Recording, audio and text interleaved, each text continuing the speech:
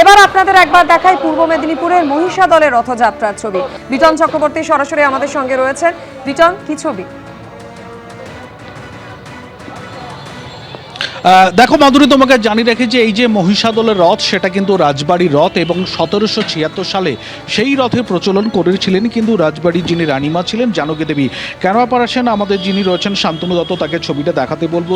এই যে তুমি দেখতে পাচ্ছ রথ, সেই যে রথ, এটাই কিন্তু মহিষাদল যে রথ, সেই রথ হিসেবেই কিন্তু বিখ্যাত।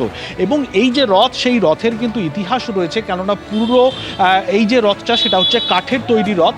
প্রথমে কিন্তু এই রথ ছিল 17 চূড়ার, কিন্তু পরবর্তীকালে উচ্চতা বেশি হয়ে যাওয়ার জন্য সেটিকে কিন্তু 13 চূড়াতে রূপান্তরিত করা হয়েছে। এবং মহিষাদলের রথের যে একটি বিশেষত্ব হলো যে এই রথে জগন্নাথ দেবের পাশাপাশি থাকেন কিন্তু মহিষাদল রাজবাড়ির যে কুলদেবতা রয়েছে মদন গোপাল জিউ।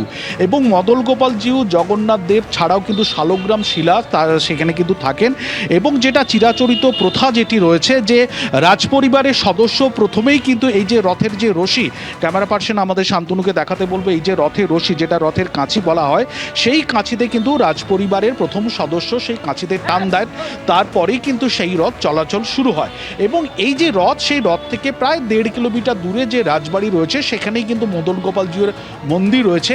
আর কিছুটা সময় পর কিন্তু সেখানে পালকিতে করে মদন গোপাল জিউ এবং জগন্নাথ দেবকে কিন্তু নিয়ে আসা হবে। তারপর এই যে সুবিশাল যে রথ রয়েছে সেই রথের ওপরে তোলা হবে।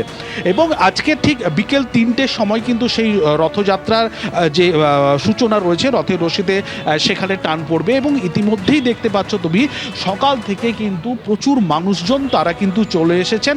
এবং শুধুমাত্র চলে এসেছেন তা নয়, কেউ এরকমভাবে ক্যামেরাতে, মোবাইল ক্যামেরাতে তারা কিন্তু এরকমভাবে ছবি তুলে রাখার চেষ্টা করছেন এবং এই ঘটনা সাক্ষী থাকার চেষ্টা করছেন।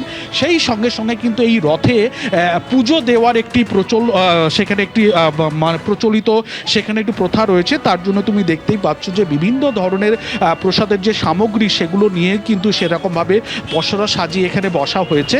এবং এই যে রথ, সেই রথকে কেন্দ্র করেই কিন্তু প্রায় 1 থেকে 1.5 মাসের মতন কিন্তু সেখানে মেলা বসে এবং বহু দূর দূরান্ত থেকে মানুষজন তারা কিন্তু চলে আসেন। এবং এই যে রথ, সেই রথের যে বিশেষত্ব এবং সেই টানেই কিন্তু এখনো পর্যন্ত মহিষাদলের এই যে রথ, সেই রথে কিন্তু সেখানে মানুষজন তারা কিন্তু এখানে এসে হাজির হয়। এবং এই যে রথ তুমি দেখতেই পাচ্ছ, সেই রথ কিন্তু প্রায় 1.5 কিলোমিটার দূরে গুন্টিচা বাড়ি, সেখানে গিয়ে কিন্তু সেখানেই থাকবে এবং 1 সপ্তাহ পর আবার ফেরত রথে কিন্তু টানা হয়ে এখানেই আসবে।